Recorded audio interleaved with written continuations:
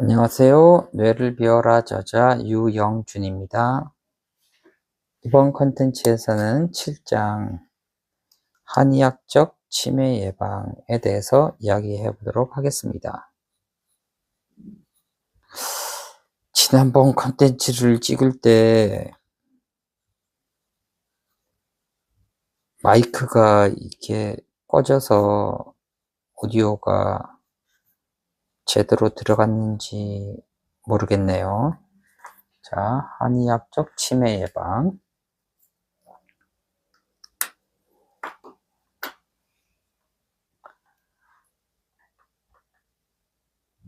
오래된 미래 건강의 길을 밝히다. 한의학의 정신은 정기 좋네. 뭐가 좋단 말이 아니고요. 정기가 안에 있으면 사불가간. 병사가 침범할 수 없다.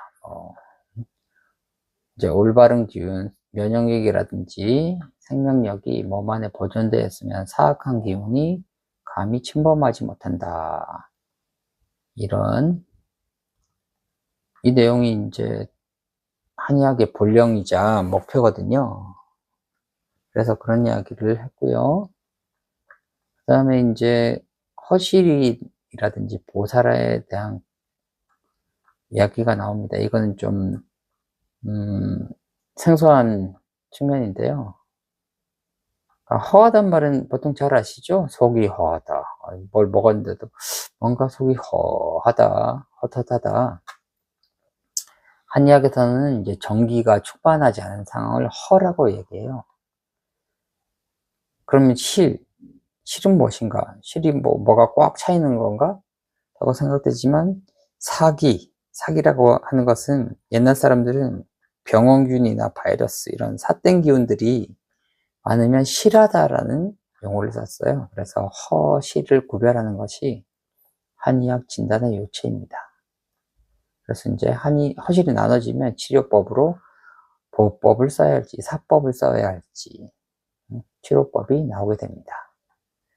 서양 의학 같은 경우에는 이제 수술을 한다든지 이제 바이러스나 균을 없애는 방향으로 이제 한의학적 측면에서 봤을 때는 사법, 그 병원균의 원인들을 없애는 측면으로 접근을 하지만 한의학에서는 이제 보호법이라는 게 있어요. 몸이 허해져 있을 때, 그러니까 면역력이 떨어지고 이랬을 때 면역력을 키워주는 이 보란 것은 옷을 덧대는 거랑 똑같은 거거든요.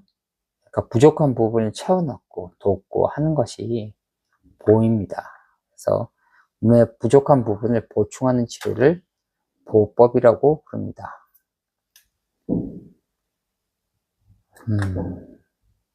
다음에는 이제 한의학에서 말하는 신정이라는 개념에 대해서 이야기가 나오는데요. 여자는 7, 남자는 8.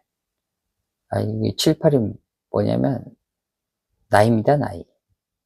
여자는 7로 가고 남자는 8로 간다. 그래서 여자 7세, 14세, 21세, 28세, 35세, 42세, 49세 이렇게 됐을 때 몸이 어떻게 변하는지. 남자는 8의 배수니까 그렇게 되겠죠? 8세, 16세, 24세, 32세 등등등 해서 64세까지 몸이 어떻게 변하는가.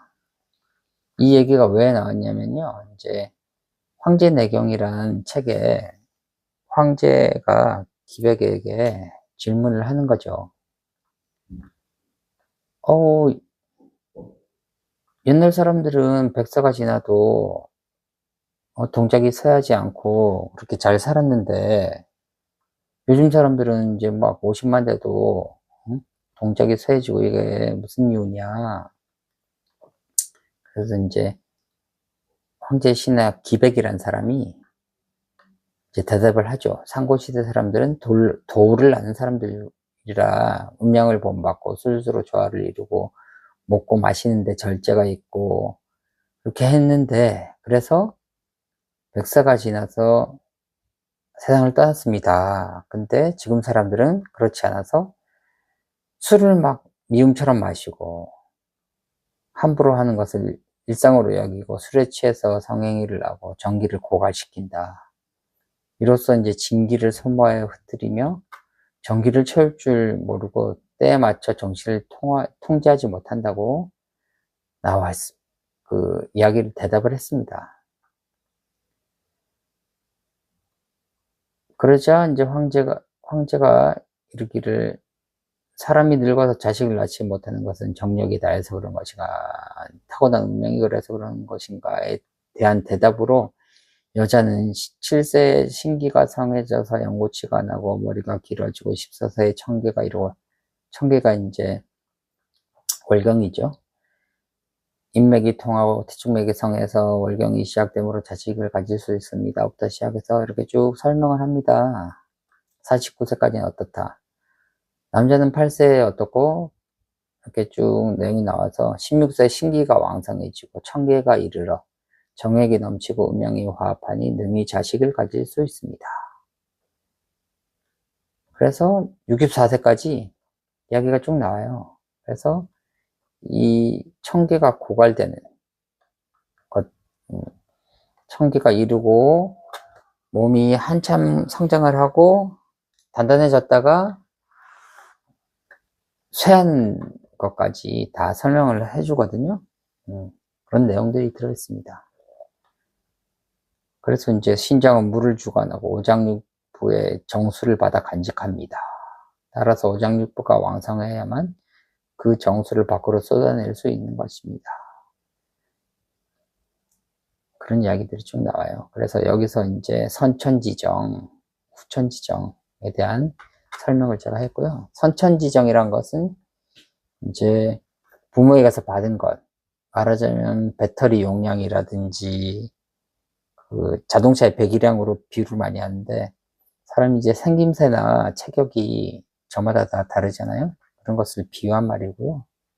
후천지정이란 것은 이제 우리가 살아가면서 잘 먹고 휴식을 하면서 배터리를 충전하듯이 이제 기름이 닿으면 기름을 채워 넣듯이 이렇게 후천지정을 계속 채워 나가야지 건강하게 생활할 수 있다. 그런 내용입니다. 그 뒤에 이제 양생법에 관련된 얘기가 나오는데요. 뭐 황제내경의 양생법이라든지 이런 것들 쭉 설명하고 있고요. 그리고 한약이 건강에 어떻게 도움을 주는지에 관련된 내용도 쭉 있습니다. 한의학으로 치매가 예방될까? 라는 내용으로 저속노화의 비법. 요즘 이제 저속노화 이야기 많이 하죠?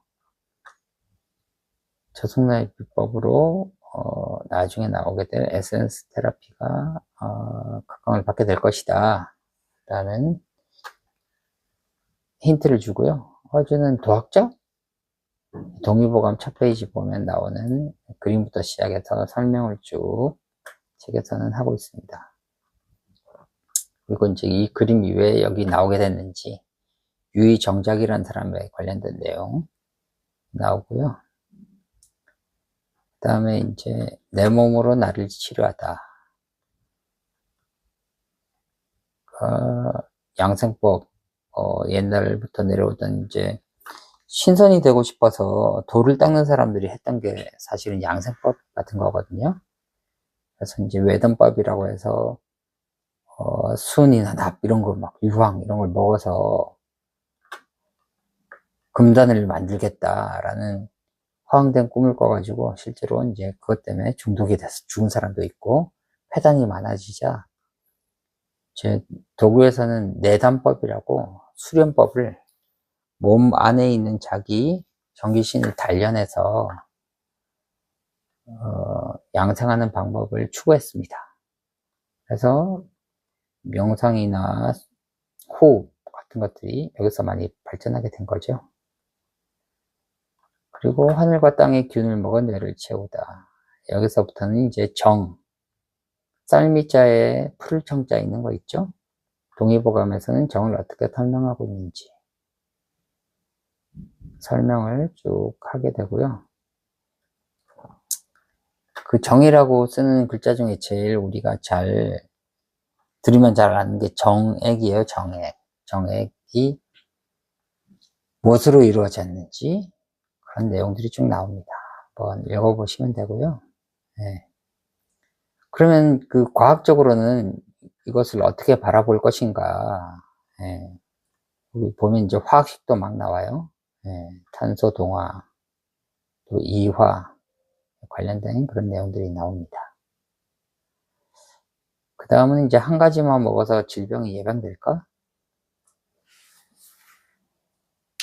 사람들은 간단한 걸 너무 좋아하잖아요. 뭐 하나 딱 이제 뭐 영양제도 하나를 딱 먹으면 다 되고 캡슐 하나 먹으면 배가 안 부르고 영양분 다 섭취하면 좋겠다라고 어려서부터 뭐 그런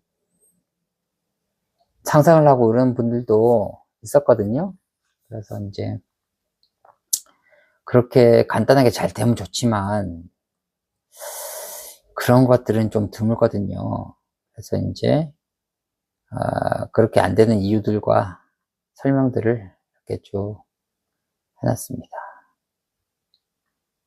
그리고 당신이 궁금한 한의학의 치매 치료에 대해서 이제 장부허실과 병인의 분류에 따라서 한의학적 진단과 치료법에 대해서 이제 쭉 밝혀놨고요. 그러니까 예방할 수 있는 혈자리는 또 어디 있는지 이런 것들을 그림을 통해서 좀 보여드리고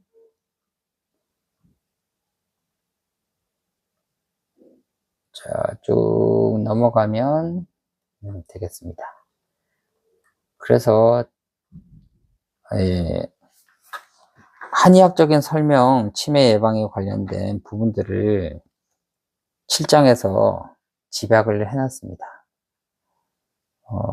뭐 한의학에 관심이 많고 하신 분들은 뭐 이미 조금은 알 수 있는 내용도 있지만 모르는 분들이 대부분이기 때문에 이런 내용을 좀 설명해놨고요. 그리고 제 어떤 분들은 한의학이 과학적이지 못하다라는 그런 생각을 가진 분들이 있어서 정에 대해서 설명을 할 때 과학적인 부분들도 같이 설명을 해 놓았습니다. 이렇게 해서 이제 7장을 살펴보았고요.